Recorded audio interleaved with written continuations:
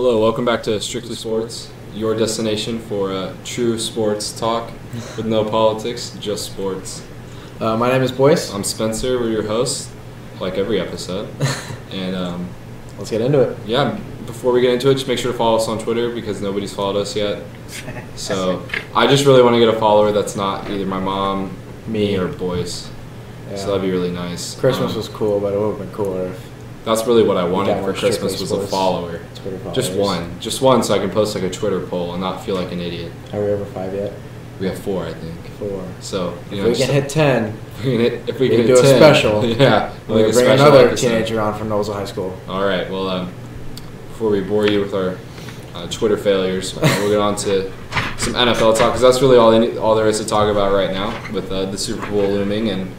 Playoffs 4 around, teams left. mock drafts coming up. Yeah, I mean, there's a lot to look forward to for the NFL. It's just crazy to think about where we started this year, and with our started with so much hope. I know. And then everybody just started getting hurt. And then just crap hit the fan. But somehow Tom Brady, instead of him getting the Madden curse, he gave it to everybody else. Yeah, and it's incredible because now here we are with the Patriots pretty much have a bye all the way up to the Super Bowl. I just want to know if they'll ever stop being good. I mean, please. I have hope for Belichick to leave going into this year. If Belichick left, I would personally donate to the Colts football organization. Like, we would put together a $200 million contract for him because he's the greatest coach ever. Yeah, and and there's been a lot of debate over his years of being head coach in New England. All the success he's had is how much of it's Tom Brady, and how much is Tom Brady's success Bill Belichick. But I think. No matter who you are, you're going to do better if you have Tom Brady as your quarterback. That's just a fact. He's a smart player, so and he's good at what he does. But the fact is, no matter what quarterback you are, let's pretend he shows up at Green Bay. He's got Aaron Rodgers. Green Bay is having as many Super Bowls as they want until one of those two, leaves. And then same thing with the Colts or the Seahawks with Wilson, or honestly now the Texans with Deshaun Watson. So the real test would be to put Nathan Peterman on the Patriots and see how well he performs. See where they go. Probably, I mean. He could probably cut it down to about 2 interceptions a half. That's pretty good for him. Help him out a little bit. But playoffs right around the corner. I mean, we're in them, but I guess the conference championship games are coming up. So I predicted the Saints to win it all, and then they just decided not Marcus to tackle anybody. Williams decided to click on like a Madden game and then click off on accident, and he just pressed the hit stick a little bit too early, and he just dropped head down, and Stephon Diggs had a walk-off touchdown. That was pretty crazy. That was incredible. But, like Marcus Williams, he's been getting a lot of hate for him not making a tackle. Yeah. But I feel like a lot of people forget that the Saints didn't score a single point in the first half. Yeah. If the Saints would have scored a touchdown in the first half or even a field goal, that game would have been a lot different because it wouldn't have been a 1-point game. It would have been maybe a 4-point game. And so the defense would have been different. I mean, it would have, if the Saints could have put up any points in the first half, the game would have been completely different. So I don't think he deserves all the blame when he had one bad play and the Saints offense had a whole bad half. And in any game that close, there's so many mistakes and errors. Mm-hmm. It was such a close game that you can't just look at one play or one person. There's so many things you can look at that, if we just did this one thing better, we would have been okay. But unfortunately, one of the mistakes that the Saints have made was the final play of the game. The one time you really can't make a mistake. Yeah, and that one's the one that everybody's going to remember. They're not going to remember all the, the points not being scored in the first half or all the other missed tackles of that game by the Saints, or just whatever it might have been, or all the other touchdowns they gave up as a defense. And they're going to remember Marcus Williams. They're going to remember Marcus Williams and him missing a tackle. And it's unfortunate, too, because he's a rookie, and he's had a phenomenal year. Mm-hmm. And the way he addressed the media, he had the choice to just brush him off and, ignore it and just, go and weave about it. But he dried his tears off in the locker room after that game. He stood up, addressed the media like a real professional, like a real veteran. Mm-hmm. And he just simply said, this is the kind of players that make great players. I mean, You can't learn if you don't make mistakes. And he made a mistake. He's just gonna learn and get better from it. And I thought that was really cool. But unfortunately for him though, his mistake right then and there happened to be the one that cost him the game, and it was too late to fix. Yeah. And it was the one that everybody's gonna remember. It was the last play that all the Twitter videos are gonna be about. All the highlights are gonna see that play. And so Marcus Williams unfortunately got caught in the wrong time to make. Out of all the times to make a mistake, the worst time in that game. I think that game might have set a record for the longest amount of time between a touchdown and an extra point in NFL history. I don't know if we can look into that, but I mean, it took a good 10 minutes to go out there and take the kneel down. It took him a while. It was pretty funny. But who would have thought way back when this year started that we'd have Tom Brady? Everybody knew that in the Final Four, and then Bortles. Blake Bortles did not. I mean, he's been borderline, but not really. I mean, the coaching staff did a great job, setting up for success. Good. The defense has been phenomenal. Fournette's been amazing. Case Keenum out of nowhere. Case Keenum. Been a dog. I mean, Nick Foles, he's doing all right. Carson Wentz did a great job. But, who saw that ACL tear coming all of a sudden? And on top of that, Eagles just continuing to win after that. And the games have not been fancy by the Eagles. They've all been very, very tight games, but they've won every one. Like, they just, it comes down to it. Yeah, they win the inch, essentially. I mean, it's just every game they played have been a close, low-scoring game. And the defense, it's been a very defensive game, low-scoring every time because you don't have Carson Wentz back there, slinging his MVP arm around. But, I mean, it's incredible. I mean, if you would have told me that was, I would have put $100 down. We would not have those three quarterbacks in the NFL or in the conference championship games at once. So, biggest shock, I think, of the playoffs this year. But so who do you see winning it all? Truthfully, I see Eagles coming away. Or I see the Minnesota Vikings coming away with a win in Philly. Okay. I say that, and I say it with more confidence than I think I should be because, as we said, Philly's been keeping every game close this year, and they've been doing a great job of it. They don't go away. And they don't go away, yeah. And Nick Foles, I mean, we have seen him with the Eagles. Amazing. He has doesn't he have the franchise most touchdowns in a game? Yeah, his franchise record, right? It's tied because 7 is the most in a game. Peyton holds it, Foles holds it with 7, and then also some other person from way back when. I don't remember who the quarterback was, but yeah. I mean, it's a great. It's not an easy thing to do is throw 7 touchdowns in a single game.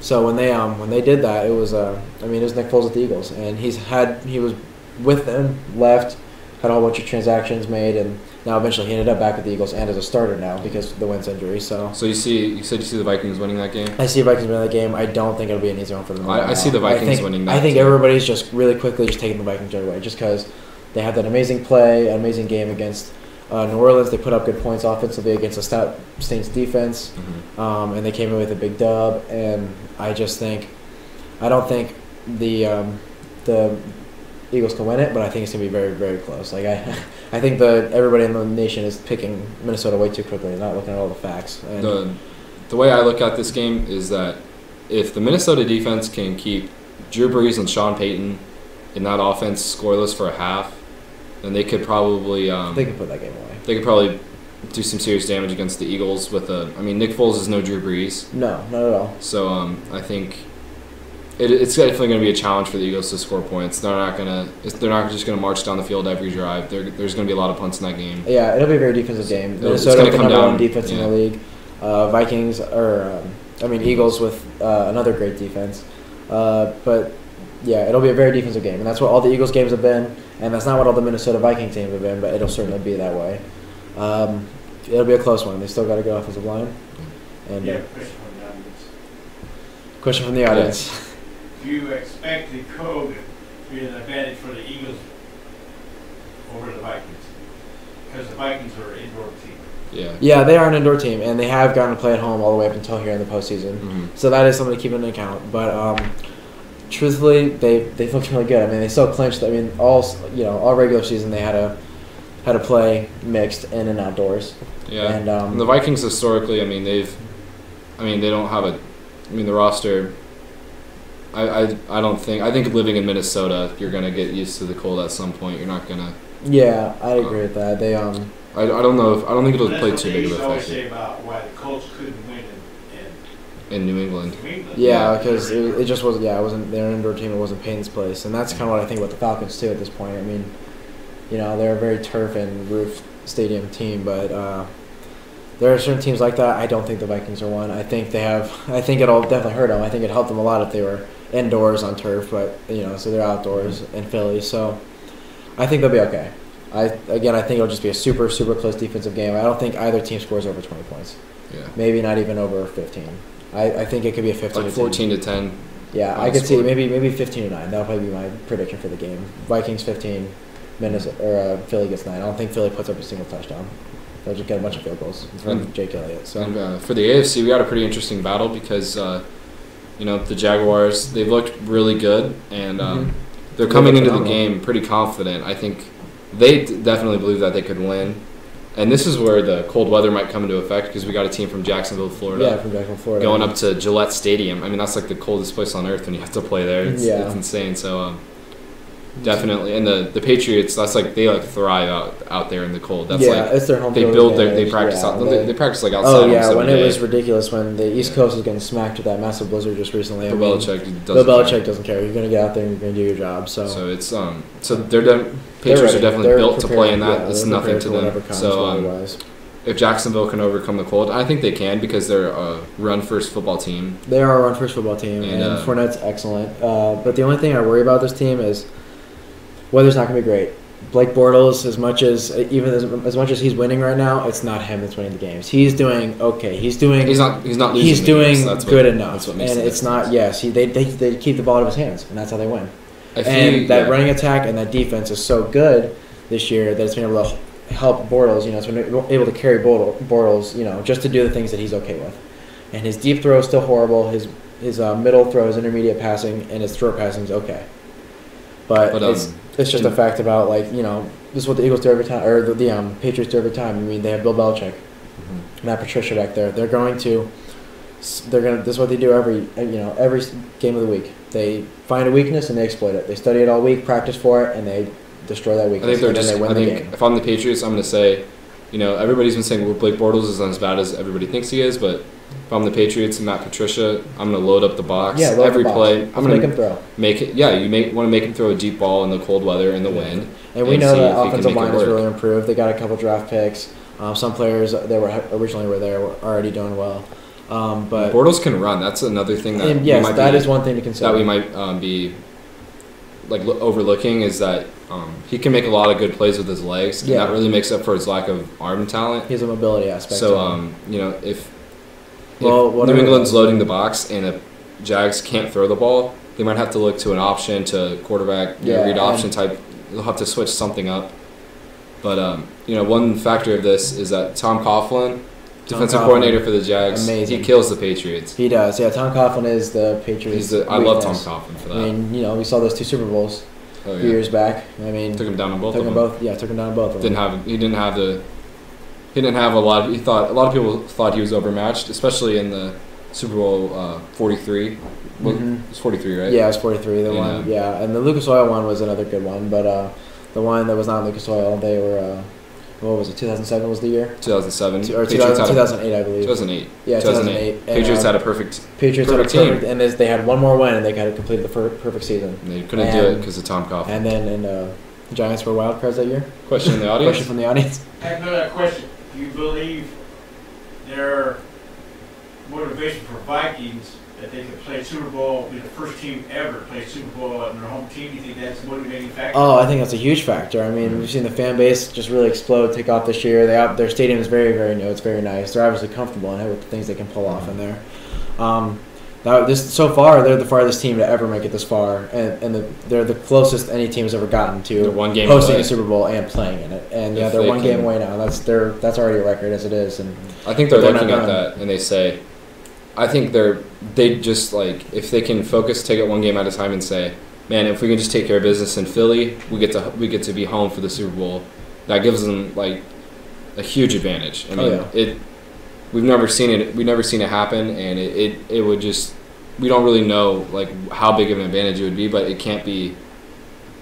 I don't think you could really overstate it. Yeah, I mean, you're playing a home game in the biggest game of the year when everybody else usually has to play in a neutral field. That's got to be field. Incredible. I mean, we've never seen it before, and it's got to be an amazing thing to do. And it's indoors, so you don't have to worry about it. It's their indoor stadium. They're gonna leave one of the end zones alone. They're not gonna have to mess with that and change it to a team. So I mean, the other one will probably end up being New England, but I mean that'd be a really cool thing to watch. You and I both, as the rest of America, hates New England and hates Tom Brady and the Patriots. The Cowboys and the Patriots are probably the two most hated. My least two favorite teams. It's probably the two most hated franchises in the NFL, and at least the Cowboys don't cheat that much. Yeah, I mean Cowboys, they suffered the whole abuse thing with Zeke, which that's a different story, but I don't think that was the right call. I don't think it warranted a 6-game suspension. No, just an accusation doesn't really warrant all that. But let's get back on track. So playoff talk, I think New England's going to win. The fact is, offense, it's a really simple thing. It's just a ground and pound. Just meat and potatoes, just ground and pound. the run game. I mean, they load up the offensive line, tight ends. They love the I form. Fournette does best when he has a lead blocker in there. I mean, the yards per attempt is better significantly than all the other formations they run out of, and so they love the I form. Fournette loves the I form. They do good against it, but the fact is, I mean, this is New England Patriots, and they really don't mess up that often. And their offense is not going to mess up. And I think I think one thing, I mean, yeah, that defense is stout, number 2 in the league. They got 2 lockdown corners between Boye and Ramsey. But the player you got to worry about for New England is Gronk. You can take away the receivers, but if Gronk's open, it doesn't matter. You have to. Yeah, see, that's the thing. Gronk is smash you. There are very few teams that Gronk is not like an immediate mismatch against, and they do have some dynamic. They got some serious dynamic players back there that could have the opportunity to try and stop him. I mean, Ramsey's a physical corner. He's a very physical cornerback, and that's the thing. The way to stop Gronk is usually you have a strong safety that is very physical, hard hitting. You got to hit him as soon as he touches. And like when the Broncos, when they had that AFC Championship game a few years back when Peyton won his last Super Bowl and retired, they put up on him. They put up T.J. Ward, hard hitting safety. Physical. Yeah, he didn't have the height, but he was a physical guy, and he wasn't the greatest. He's no Cam Chancellor or anything like that, but he could hit, and he was physical, and that's that was a deciding factor I think in that game. Mm-hmm. And I don't know. I mean, they have Telvin Smith. He's a very dynamic, more agile, fast linebacker, but again, he's a linebacker, and I wonder how they play that. They're gonna. Again, Coughlin's a genius. He's doing a great job with this defense this year. That front 4 they have is disgusting between Ngokuye or whatever. Calais Campbell's a dog. Marcel Darius. So we'll definitely have to see. But I still think Patriots are going to win it. Maybe their offense will flourish. I'm actually going to take the Jags because I think the Jags are, even though they're from Jacksonville, I think they're a team that's built to be able to play in the cold like that. They're a physical team. They run the ball. They're not gonna try and light you up through the air. So I think they'll be okay. I think as long as Blake Bortles doesn't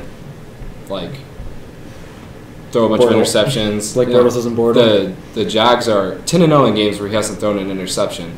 So when I first looked at that stat, I thought, wow, they don't if he doesn't screw up, then they win. But then I also said, wow, he's only played 10 games in his career where he didn't throw an interception. Yeah. So that's not a great stat. Yeah, that's not a great stat at all. But I think the biggest thing that's messed with Tom Brady in the past, when teams beat Tom Brady, it's because they have a good pressure pass up the rush. middle. It's pressure right up the middle because he's not mobile. He can't step up in the pocket. Yeah, he's not mobile. He's 41 years now of age, and if you hit him consistently, he's not gonna. I mean, the way the Giants won those 2 Super Bowls, which Coughlin was coaching those teams. Mm-hmm. They sent hard pressure up the middle because if you send it around the pocket, it's so easy. He just step up and he's got a good throw. He just steps up into the middle and he just throws it wherever he needs to, And they have the front 4 to really get in them. Between Calais Campbell, Darius, and Ngokuye, however you say his last name, they're on a hunt and they send those boys up the middle. And I think you can really. I think it'll be a defensive game again. I don't think the Jaguars' offensive scheme is too advanced for New England to stop. And Bortles, I think they're going to load the box all game. Bortles going to throw it, and I don't think he's ready for that big stage in Foxborough on a cold game. I think Bortles, he's been proving people wrong. Bortles handles it. This whole postseason, he's been kind of proving people wrong. He's been playing well. That's true. So I think if he has one more game in him, I think Bortles will throw 4 picks. Tom Brady throws 2, and New England walks away with the win. Question from Jim. All right, 4 teams you got left. You got 3 of them are defensive teams, and one's an offensive team. Yeah. You've said in the past that a great defensive team has never beat an offensive team in a Super Bowl. What do you think about that? Well, you know what? It's always been a story of defense wins championships. We saw it with Denver. We saw what happened to Atlanta. Number 1 offense. They made it to Super Bowl. They lost. They lost a heartbreaking one, 28-3. Rams this year knocked out first round by the Eagles, the Nick Foles Eagles. So it's I still think I would choose I would assume I would take defense. I might have to take Minnesota to win the Super Bowl this year. I think it's going to come down to a New England-Minnesota game. If they get it, playing as good as he has been. The hardest thing for Minnesota is going to be making sure that they get into the Super Bowl because they have to play in Philly. Yeah, those fans are going to be pretty pumped up about it. If they make it to Super Bowl, I think they win it. I don't think they can't win against Jaguars I think they're a better version of the Jaguars, and not by a much better version, but I think they are a better version than the Jaguars are. And New England, they're going to have their home field advantage, and they're facing the number 1 defense in the league. And we've seen Tom Brady lose the number 1 defense, plenty of times. So, I still think I think the defensive mindset on New England's side of the ball is going to really affect that game. I think it's not going to come down to where they're New England's offense versus Jack's defense decides the game. I think it's going to come down to how well can New England scheme and prepare to force Bortles. Yeah. I think it's going to be that defense versus Bortles. I think they're going to shut out Fournette. They're going to close up. They're going to clog up that offensive line all day. Lead blockers aren't going to solve any of it, and they're going to force Bortles to pass that ball. And as in the cold weather and away game, in a big stage, that's where we're really going to see where that game is decided. Moving on to we're going to talk about Colts offseason. Yeah, we are a couple of just Central Indiana Colts fans, so we got to talk about the Colts offseason because we've been disappointed by them for the past since 2006. So rumors are right now that Josh McDaniels, offensive coordinator of the New England Patriots. Pretty much, it looks like it's it sounds like it's. I mean, it's obviously just not still because coaching, they can't. so they're not going to have him. There's rules to avoid that until they're out of the playoffs. But they have coordinators lined up. I don't know how to feel about it. I feel like it's kind of boom or bust with what happened in Denver. Granted, he was younger, it was a while ago, but now he moved on to New England, and New England makes everybody better, no matter who you are. Yeah. So I think there's a lot of potential because he has Andrew Luck. I think got a good. If they can form a good relationship between him and Andrew Luck as an offensive-minded head coach, we should be okay. And the Colts have a lot of cap space this offseason to sign. $85 million, third highest in the NFL. To sign, we can sign. I think we need to look at signing offensive linemen. Yeah, there's two players I really want. Number one for sure is Andrew Norwell, the top-rated right guard in the league right now. He's been phenomenal for the Panthers and Cam Newton, and he's a free agent. So let's go spend him. I'm okay with overpaying for him quite a bit because we need it. Drafts come though. We have number 3 pick. You need to take Bradley Chubb. I'm looking at Bradley Chubb, North Carolina State defensive end. He's been an absolute monster all year. He's a leader. He's just a relentless. Sources have said that his locker room, this leadership and presence is just it's an infectious just to the rest of the team. And his ability he's just got great athleticism. He's ranked as one of the top 5 players in the draft this year. He looks amazing. So I know a lot of Colts fans are saying we need to take Saquon Barkley, but that's ridiculous. The last time, I understand the appeal to Saquon because he's supposed to be the best running back we've seen in the draft in years. But at the same time, we don't have an offensive line.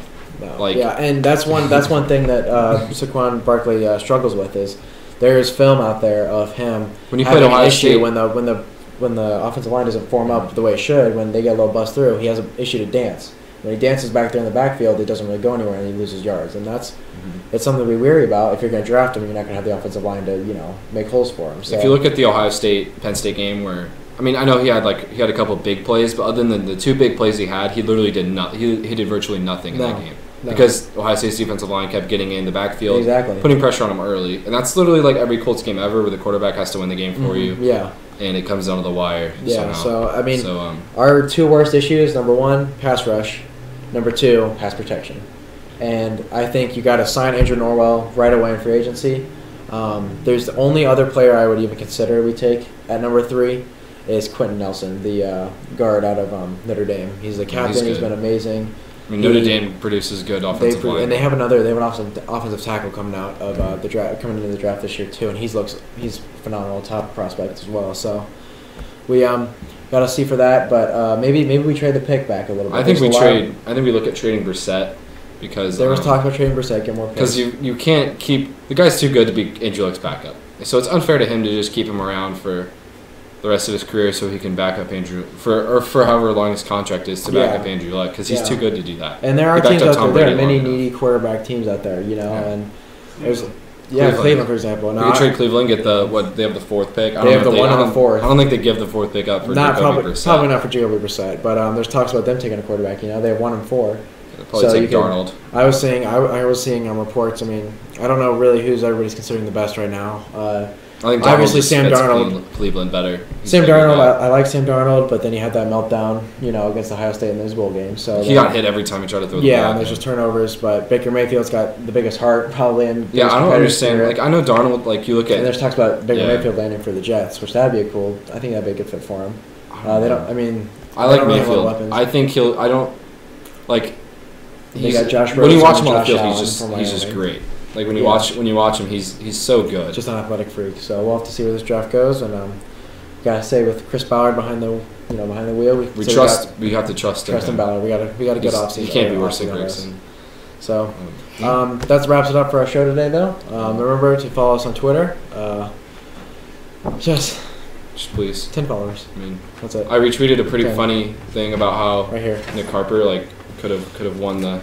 Yeah, make sure people realize it's spelled differently. It's 2 Y's on the Strickley because Strictly with 1 Y was already taken. So I had to improvise. I had a hard time finding it. Yeah. So yeah, 4 followers. There's a picture of us 2 on there from our first episode. It's a pretty good picture. I like it. I mean, I think we look good. So yeah, so we'll tweet some good stuff if we get somebody that wants to look at it. So yeah, just go ahead and follow us on Twitter, and have a good rest of your day, guys. Has a great day. Yeah. Bye.